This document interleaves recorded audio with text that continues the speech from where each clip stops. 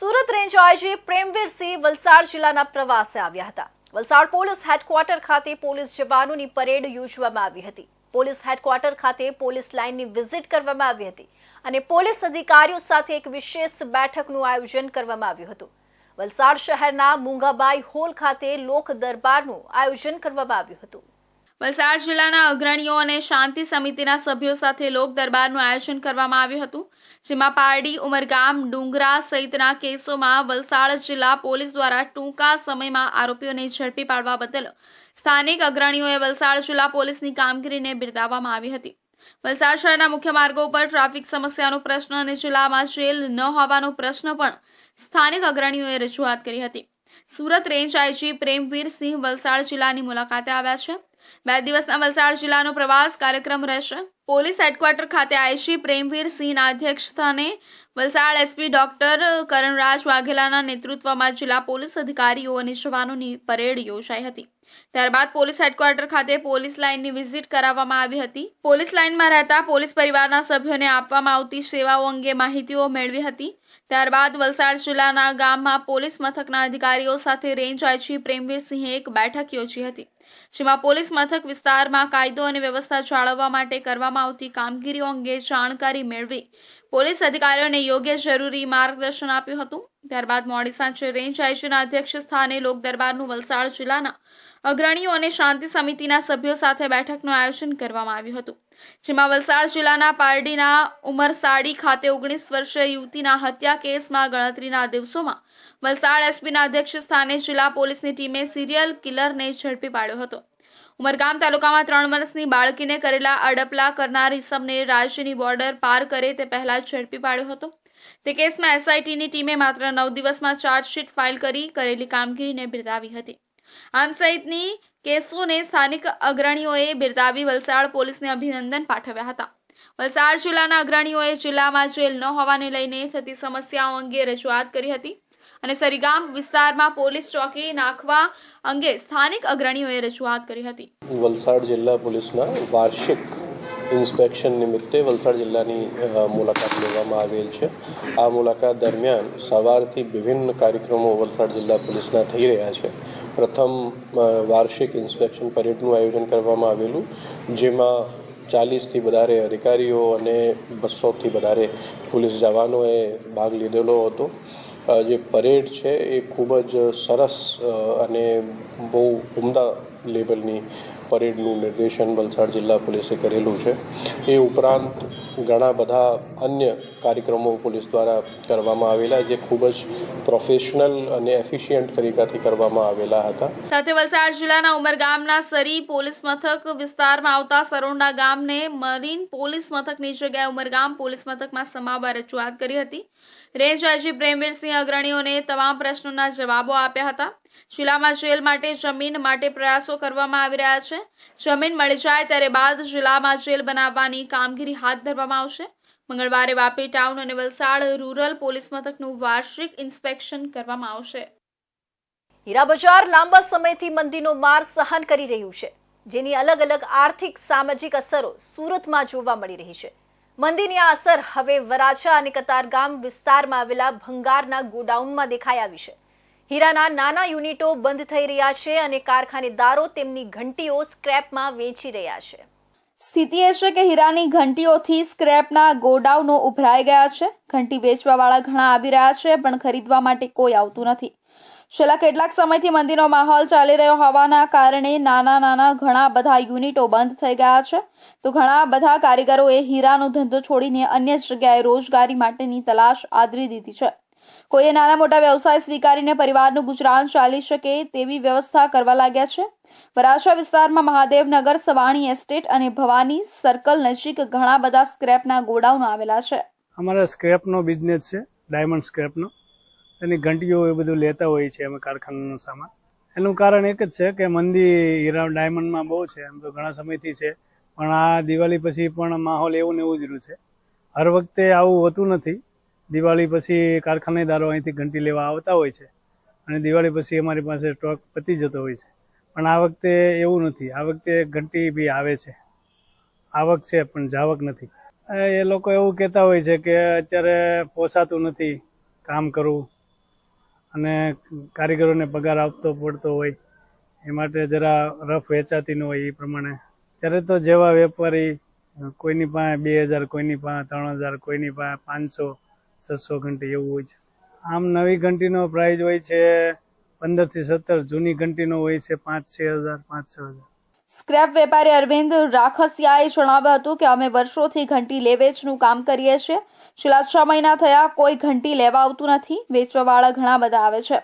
લગભગ બધા જ સ્ક્રેપના વેપારીઓ પાસે સ્ટોક વધી ગયો છે. તે ગણીએ તો અત્યારે 3500 જેટલી ઘંટીઓ પડી રહી છે.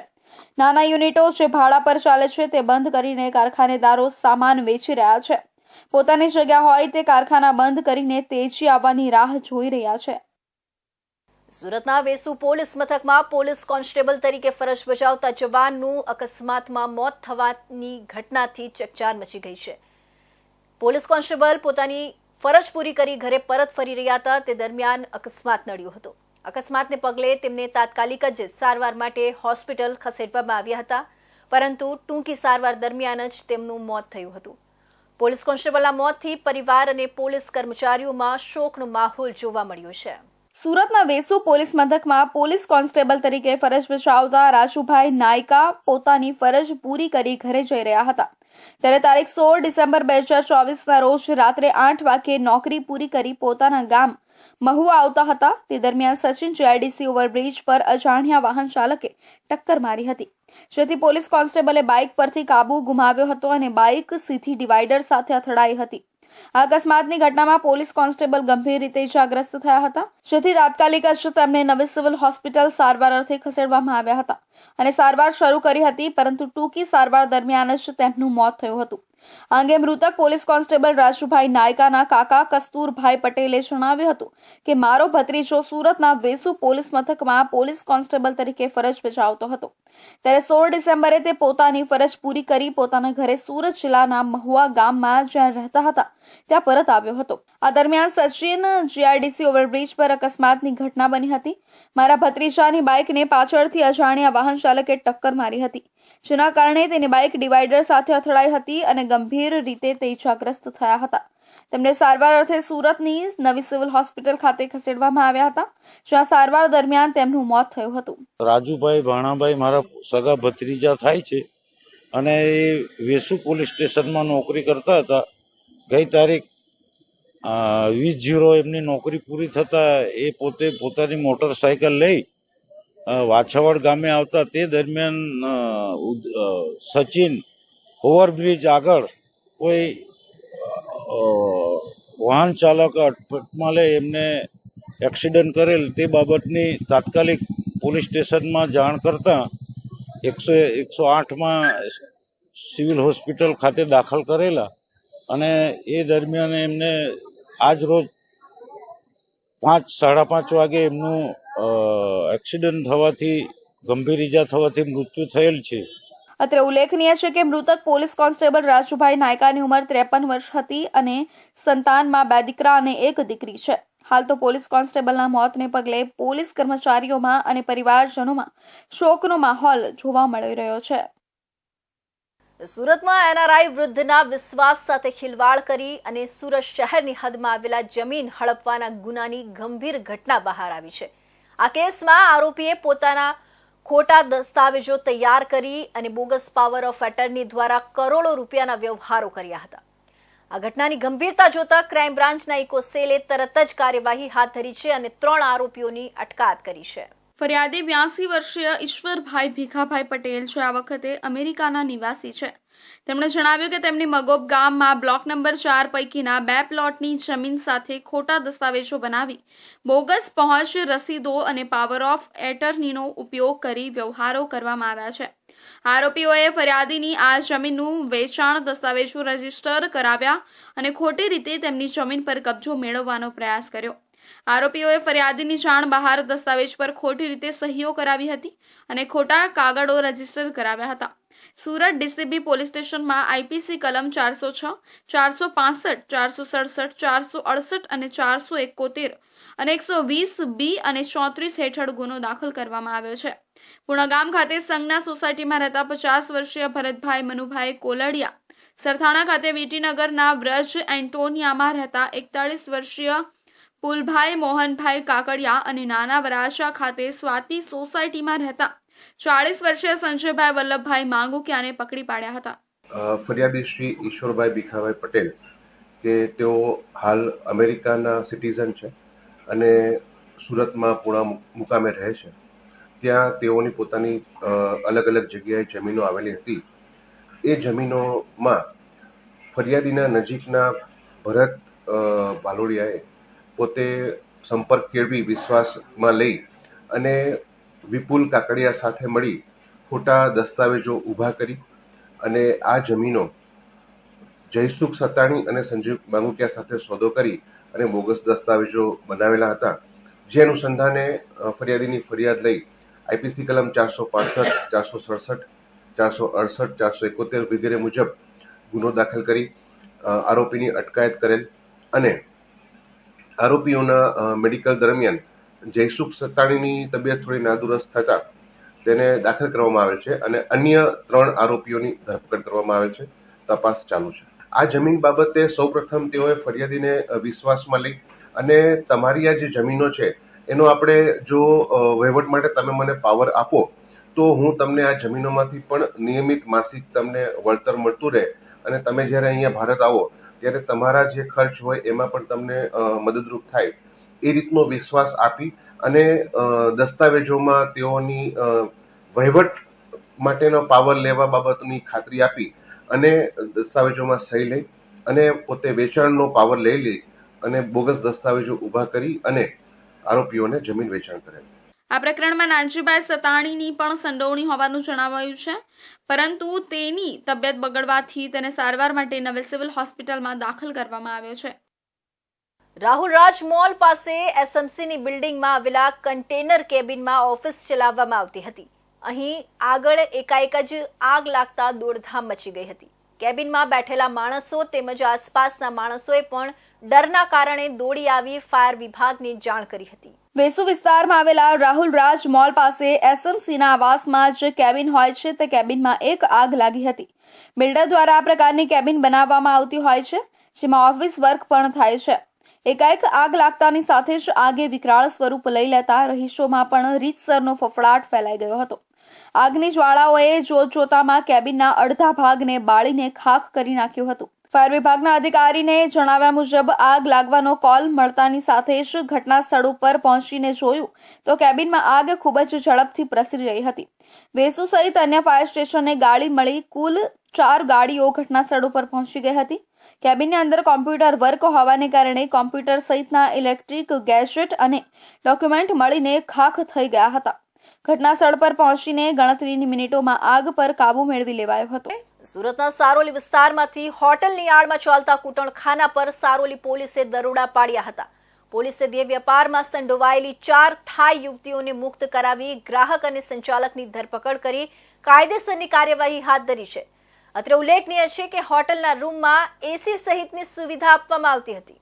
સુરતના સારોલી વિસ્તારમાં ચાલતા કૂટણખાના વિશે પોલીસને બાતમી મળતા પોલીસે રેડ કરી હતી. પોલીસે સારોલી ગામના ગેટ પાસે આવેલા ટાઈમ્સ ગેલેરિયામાં ઓમકાર હોટલની આડમાં તપાસ હાથ ધરી હતી. આ દરમિયાન હોટલમાં કેટલીક વિદેશી મહિલાઓ પાસે દેહ વ્યાપાર કરાવવામાં આવતો હતો.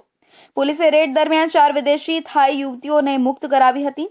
આ સાથે પોલીસે હોટલના સંચાલક કિશન હીરાલાલ મહતો અને ગ્રાહક સતીશ જયસુખ ભાઈ સુહાગિયા, રાકેશભાઈ વાડદોરિયા અને હોટલના કર્મી તપન મેતીની ધરપકડ કરી છે. પોલીસે 66,000થી વધુનો મુદ્દામાલ કબજે કરી હોટેલ માલિક સાગર અકબરીને વોન્ટેડ જાહેર કરી કાયદેસરની કાર્યવાહી હાથ ધરી છે. પોલીસે જણાવ્યું હતું કે હોટેલ માલિક અને મેનેજર ગ્રાહકોને વિદેશી લલનાઓ સહિત તમામ સવલતો પૂરી પાડતા હતા. હાલ પોલીસે 4 થાઈ યુવતીને મુક્ત કરાવી ગ્રાહક અને હોટેલ મેનેજરની ધરપકડ કરી કાયદેસરની કાર્યવાહી હાથ ધરી છે. આ સાથે પોલીસે હોટેલ માલિક સાગર અકબરીને વોન્ટેડ જાહેર કરી કાયદેસરની કાર્યવાહી હાથ ધરી છે. હોટેલ મેનેજર અને માલિક ગ્રાહકો પાસેથી વિદેશી લલનાઓ સાથે શરીર સુખ માણવાના 3,000 રૂપિયા વસૂલતા હતા. અત્રે ઉલ્લેખનીય છે કે સુરત શહેરમાં ઘણી બધી જગ્યાઓ ઉપર હોટેલ અથવા સ્પાની આડમાં કૂટણખાના ચલાવવામાં આવે છે, જ્યાં પોલીસ વખતો વખત કાર્યવાહી કરે છે. થોડા દિવસો પહેલા જ અડાજણ વિસ્તારમાં ચાલતા કૂટણખાના ઉપર પોલીસે રેડ કરી 6 થાઈલેન્ડની યુવતીઓને મુક્ત કરાવી હતી, તો સાથે 11 ગ્રાહકો સહિત પોલીસે હોટેલ માલિકની ધરપકડ કરી હતી. સુરત શહેર ક્રાઇમ બ્રાન્ચે એક મોટા આંતરરાજ્ય વાહન ચોરીના ગુનાને પકડી પાડવામાં સફળતા મેળવી છે. 25 વર્ષીય દીપક ઉર્ફે અર્જુન રઘુનાથ સિરસાટ, જે વન કી થીફ તરીકે ઓળખાય છે, તેને 4,65,000ના 15 વાહનો સાથે ઝડપી પાડવામાં આવ્યું છે. આરોપી ખાસ કરીને હીરો સ્પ્લેન્ડર મોટરસાયકલની ચોરી માટે એક કી એટલે કે ચાવી બનાવી હતી અને આ એક ચાવીથી બાઇકનું લોક ખોલી અને તે સ્ટાર્ટ કરતો હતો. દીપક સિરસાટે સુરત શહેર અને તેની આસપાસના જિલ્લાઓમાં સુરત રેલવે સ્ટેશન, વલસાડ, તાપી અને મહારાષ્ટ્રના વિસ્તારોમાં 35થી વધુ બાઇક ચોરી કરી હતી. ક્રાઇમ બ્રાન્ચના સબ ઇન્સ્પેક્ટર વીસી જાડેજાની ટીમે ચોક્કસ બાતમીના આધારે સુરતના અડાજણ વિસ્તારમાં સરદાર બ્રિજ નીચેથી દીપકને ઝડપી પાડ્યો. ડીસીપી ભાવેશ રોઝિયાએ જણાવ્યું હતું કે આરોપી સ્પ્લેન્ડર બાઇકની ચોરી માટે પોતાની પાસે રહેતી એક ચાવીનો ઉપયોગ કરતો હતો, જે દરેક બાઇકના લોકને અનલોક કરી શકતી હતી. તે ચોરી કરેલી બાઇકને સુરતના જુદા જુદા વિસ્તારોમાં છુપાવી રાખતો અને પછી મોટા પાયે વેચાણ માટે મહારાષ્ટ્ર લઈ જતો હતો. દીપક સિરસાટ પણ અગાઉ પણ 20થી વધુ ગુનાઓમાં ફરિયાદ નોંધાઈ ચૂકી છે. અઠવાલાઇન્સ, ઉમરા, સિંગણપોર ચોક બજાર અને પૂણા પોલીસ સ્ટેશનમાં તેમની સામે વિવિધ એફઆઈઆર નોંધાઈ છે. તે અલગ અલગ સ્થળોએ ફરીને પોલીસની પકડથી બચતો હતો. ક્રાઇમ બ્રાન્ચે કુલ 15 ચોરી કરેલી બાઇક કબજે કરી છે, જેની કિંમત કુલ ₹4,65,000 થાય છે. આ બાઇકો જુદી જુદી જગ્યાએથી હાથ ધરવામાં આવી હતી, જેમાં સિંગણપોર, વલસાડ અને તાપી જિલ્લાઓના કેસ સામેલ છે.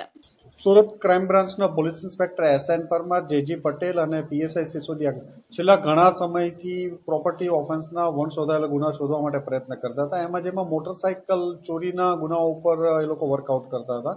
એમાં એ લોકોને એક ઇન્ફોર્મેશન મળી કે સુરત શહેરના ઘણા બધા અગાઉ વાહન ચોરીના ગુનામાં સંડોવાયેલ એક કિસ્મ છે, જે દીપક રઘુનાથ સિરસાટ, એ હાલમાં પણ વાહન ચોરીનું કામ કરે છે અને ઘણા બધા ગુનાઓ એને કાચર્યા હોવાની એક બાતમી મળેલી હતી. જે આધારે એના ઉપર વર્કઆઉટ કરતા હતા.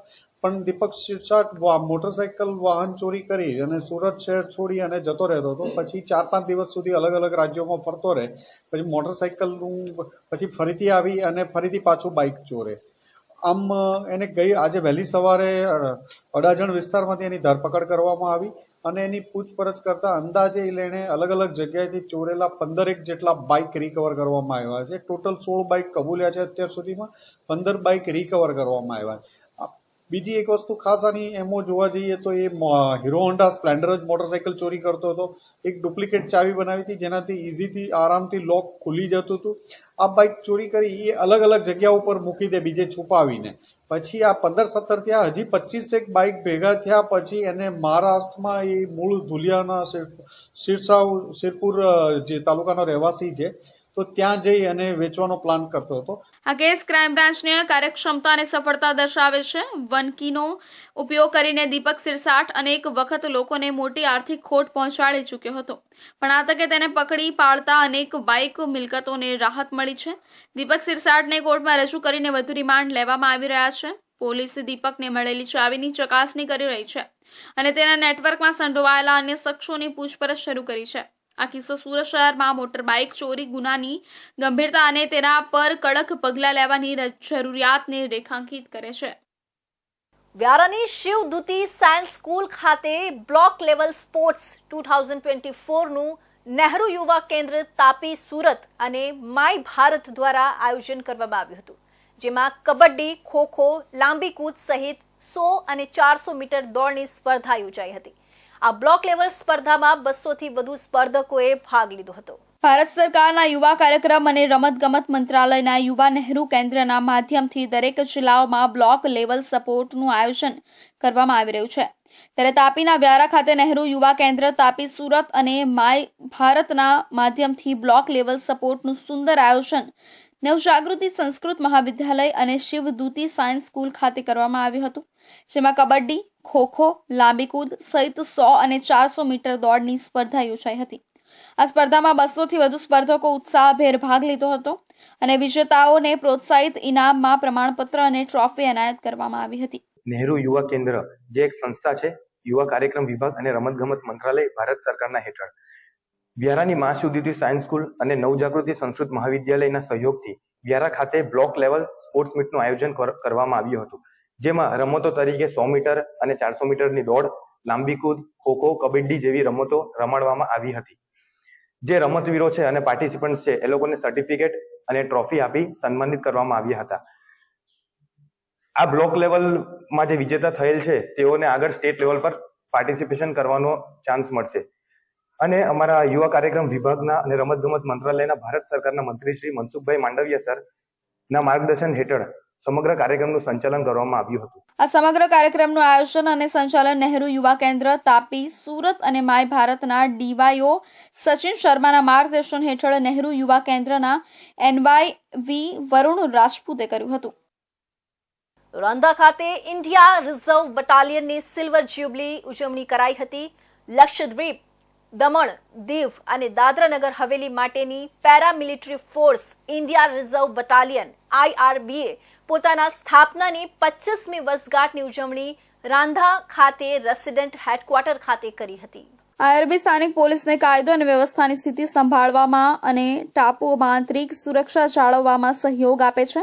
બટાલિયનના જવાનોને વિવિધ વ્યૂહાત્મક સ્થાનો પર તૈનાત કરવામાં આવ્યા છે, જેમ કે નારકોન્ડમ, ઈસ્ટ આઇલેન્ડ અને લુઇસ ઇનલેન્ડ બે, જ્યાં તેઓ વિદેશી નાગરિકોની ઘૂસણખોરી રોકવા માટે સતત કામગીરી કરે છે. इंडिया रिजर्व बटालियन जो है, इसका पूरा नाम है India reserve battalion Lakshadweep, Daman Diu, Dadra Nagar Haveli. इसका डिप्लॉयमेंट है, ये दोनों पहले 3 यूटी था, तीनों यूटी में था, अभी 2 यूटी हो गया, तो दोनों यूटी में है. इस एक बटालियन जो है अपने ध्येय, जो इसका उद्देश्य है, जो मोटो है रक्षा सेवा शांति, उसको ध्यान में रख के काम करता है.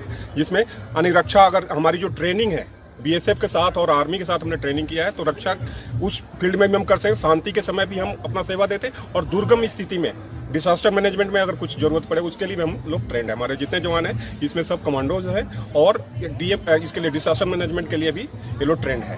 तो उस तौर पे हम लोग अपने यहाँ पे प्रैक्टिस भी करते हैं. हमारा जो कैंप है इसमें हम लोग करते हैं और इसके लिए हम तैयार रहते हैं हमेशा. પોર્ટ બ્લેર ખાતે IRB કમાન્ડોઝને કેટલાક મહત્વપૂર્ણ અને સંવેદનશીલ સ્થાનોની રક્ષા માટે તૈનાત કરવામાં આવ્યા છે. આ દળમાં વિશેષ પ્રશિક્ષિત જવાનોનો સમાવેશ થાય છે, જે સુરક્ષાના ઉચ્ચતમ ધોરણો જાળવીને પોતાની ફરજ બજાવે છે. આ પ્રસંગે બટાલિયનના યોગદાન અને સિદ્ધિઓનું સન્માન કરવામાં આવ્યું અને તેઓના ભવિષ્યના યોગદાન માટે પ્રતિબદ્ધતાનું પુનરાવર્તન થયું. લીકર પરમિટ ઇસ્યુ કરવા બારડોલી NRIઓએ બારડોલી પ્રાંતને આવેદન પત્ર આપ્યું હતું.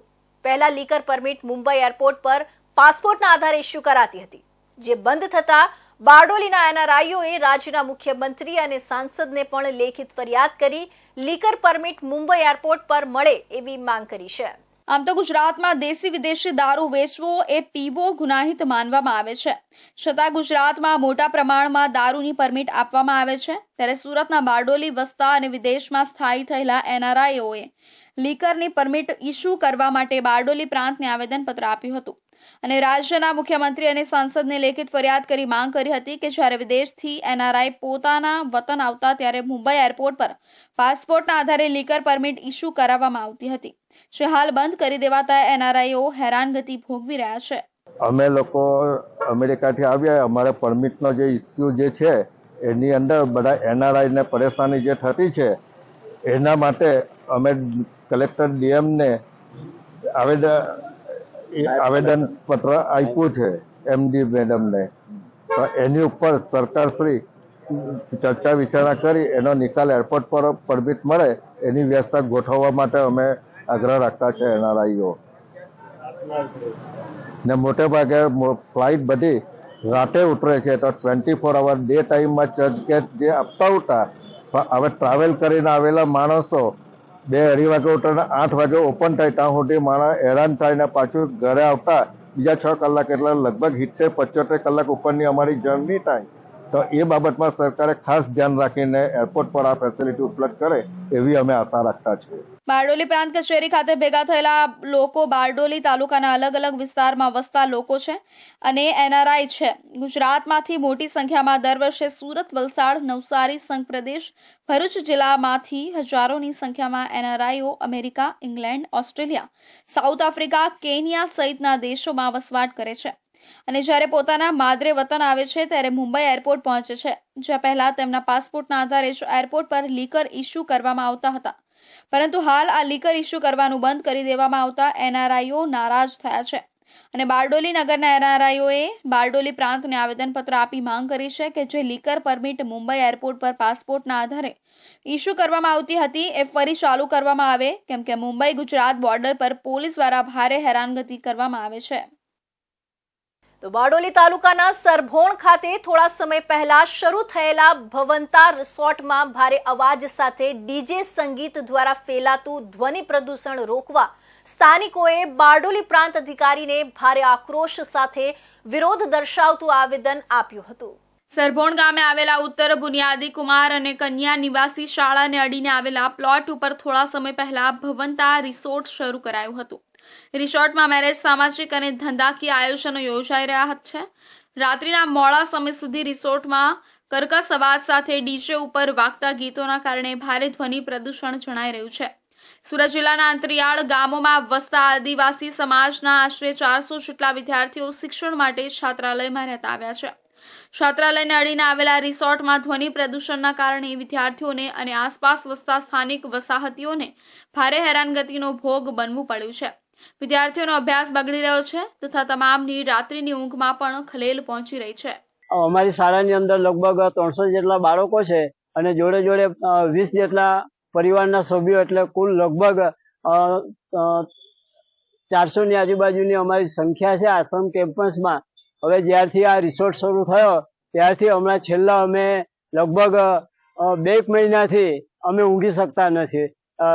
રિસોર્ટની અંદર ડીજે વગેરેનું જે આયોજન થાય છે અને લગભગ 3-4 વાગ્યા સુધી વાગે છે, એટલે અમારા બાળકોના અભ્યાસ ઉપર એની સીધી અસર પડે છે. બાળકો વાંચતા જ નથી અને મોટાભાગના બાળકો અભ્યાસની અંદર અત્યંત નબળા છે અને એવા બાળકોને અમે રાત્રિના સમય દરમિયાન એક્સ્ટ્રા વર્ગો લઈને બોર્ડનું પરિણામ સારું આવે એના માટે કાર્યરત છે. પણ અમારા શાળાના શિક્ષકો અને સંચાલક મંડળના જે અધિકારીઓ છે એમણે પણ આ બાબતે અમે ધ્યાન ખેંચેલું છે અને અમને રજૂઆત કરવાની પરમિશન આપેલી છે. સ્થાનિક અગ્રણીઓએ આ બનાવની નોંધ લેતા બારડોલી પ્રાંત ડેપ્યુટી કલેક્ટર જિજ્ઞા પરમારને વિરોધ પ્રદર્શિત કરતું આવેદન આપતા આ રિસોર્ટની કાયદેસરતા તપાસવા સાથે રિસોર્ટમાંથી ફેલાતું ધ્વનિ પ્રદૂષણ તાત્કાલિક ધોરણે બંધ કરાવવા માંગ કરી હતી. આગામી દિવસોમાં જો આ ધ્વનિ પ્રદૂષણ બંધ નહીં થાય તો મોટી સંખ્યામાં આદિવાસી સમાજ આંદોલન કરશે મુજબની ચીમકી આપી હતી. તો આ હતા સુરત બુલેટિનના મહત્વના સમાચાર. નવા સમાચાર સાથે ફરી મળીશું. ત્યાં સુધી જોતા રહેજો ઇન્ડિયા ન્યૂઝ ગુજરાત.